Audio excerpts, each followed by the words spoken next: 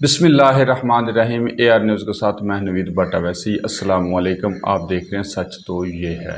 ناظرین کرام، حالیہ دنوں میں ضمنی الیکشن میں یہ تاثر دیا جا رہا ہے، یہ انتخابات پی ٹی آئی اور نون لیگ کے درمیان بہت اہم سیاسی دنگل ہے جو ایک اعصاب شکن طور پر لیا جا رہا تھا۔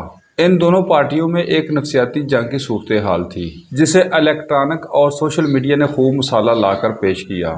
اس ضمنی الیکشن میں پی ٹی آئی نے اپنے 20 منحرف ارکان کی سیٹوں کو بچانا تھا جسے نون لیگ نگل لینا چاہتی تھی، جس میں اسے محض 20% کامیابی ہوئی ہے اور وہ پی ٹی آئی کے حلقوں سے صرف 4 سیٹیں لینے میں کامیاب رہی، جبکہ پی ٹی آئی کو اپنی 4 سیٹیں گنوانے کا قطعی غم نہیں۔ وہ خوشی کے شادیانے بجا رہی ہے کہ کم از کم عزت سادات باقی رہ گئی، ورنہ نون لیگ ریاستی مشینری استعمال کر کے اس میں اضافہ کر سکتی تھی، مگر اس نے اچھی روایت قائم کی جو قابل ستائش ہے۔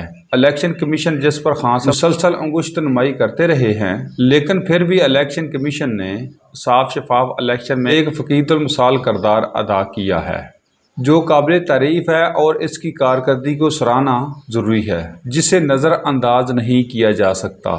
الیکشن کمیشن پورے انتخابی عمل میں غیر جانبدار اور پروقار کردار کا حامل رہا۔ تھوڑی بہت بد نظمی ہوئی کیونکہ یہ 20 حلقوں کا بہت بڑا معرکہ تھا۔ عمران خان کا جارحانہ انداز خطابت، جس میں اینٹی اسٹیبلشمنٹ بیانیہ اختیار کیا گیا، جس میں ووٹروں کی ذہنی سوچ کو تبدیل کرنے میں انہیں کافی حد تک کامیابی ملی۔ پھر مہنگائی اور پٹرول کی قیمتوں کے اضافے میں لوگوں کو موجودہ حکومت سے متنفر اور نالاں کیا، جس کی وجہ سے نون لیگ پنجاب ان حلقوں میں مزید شکاف نہ ڈال سکی، اور نون لیگ نے پی ٹی آئی کے جن منحرف ارکان کو ٹکٹ دے کر اپنے امیدواروں کو ناراض کیا، اس سے بھی اس الیکشن میں ان کے اپنے لوگوں میں لا تلقی کا رجحان پروان چڑھا، جس نے نتائج پر اپنے اثرات مرتب کیے۔ پنجاب کے اس الیکشن سے نون لیگ کسی طور پر بھی کمزور نہیں ہوئی۔ وہ آپ نے اندازہ الیکشن میں پڑنے والے دونوں امیدواروں، جیتنے والے اور ہارنے والے ووٹوں کی تعداد سے لگایا ہوگا۔ مسلم لیگ کا ووٹر اب بھی اپنی جماعت کے ساتھ کھڑا ہے۔ یہ ہار ابن الوقت اور مفاد پرستوں کی ہے، جس کا اظہار پاکستان مسلم لیگ نون کے تحصیل وزیر آباد کے صدر چودھری جازم پرویا نے سوشل میڈیا پر ایک تحریر کی شکل میں کیا۔ اس تحریر کا متن آپ کی نظر کرنا چاہتا ہوں۔ لوٹے نئے ہوں یا پرانے ہوں، ابھی آئے ہوں یا چند سال کسی پارٹی میں رہ کر آئے ہوں، اور آ کر الیکشن لڑیں، ایک آدھ جیت بھی جائے تو کارکنان اس کو تسلیم نہیں کرتے، اور نہ وہ پاکستان مسلم لیگ نون کے سپاہیوں کو تسلیم کرتے ہیں۔ لوٹے زبردستی ٹھونس دیے جاتے ہیں، پھر مخلص کارکنان قائدین کے حکم کو تسلیم کرتے ہیں، مگر عوام نہیں۔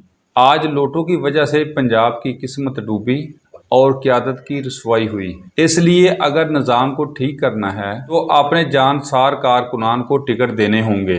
اعجاز پرویا کا مزید کہنا تھا، ہم قیادت سے التجا کریں گے ہماری صفوں میں جو لوٹے شامل ہیں ان کو فی الفور نکالا جائے۔ اس طرح دوسری سیاسی جماعتوں کی بھی یہی صورتحال ہے۔ بدقسمتی یہ ہے کہ بڑے بڑے لوٹے اپنے آپ کو نہیں دوسروں کو لوٹے سمجھتے ہیں۔ ناظرین کرام، یہ اعجاز پرویا صاحب کی تحریر تھی جو سوشل میڈیا پہ وائرل ہوئی۔ اب میں اپنے موضوع کی طرف آتا ہوں۔ اس طرح جس طرح پی ٹی آئی کا ووٹر متحرک ہے، پنجاب اسمبلی میں نئے وزیر اعلیٰ کا انتخاب ہوگا۔ دیکھیں، پنجاب اسمبلی کے باشعور ارکان پنجاب کے چور کو ووٹ دیتے ہیں یا پنجاب کے ڈاکو کو؟ بہرحال پنجاب نے لوٹوں کے خلاف بغاوت کرنے میں پہل کر دی۔ انقلابی تبدیلی کے لیے پنجاب نے فیصلہ دیا، اشرافیہ کو اپنا محاسبہ کرنا ہوگا، عوامی فیصلے کا احترام کریں، اجارہ داری ختم کر کے ملک عوامی نمائندوں کے حوالے کریں۔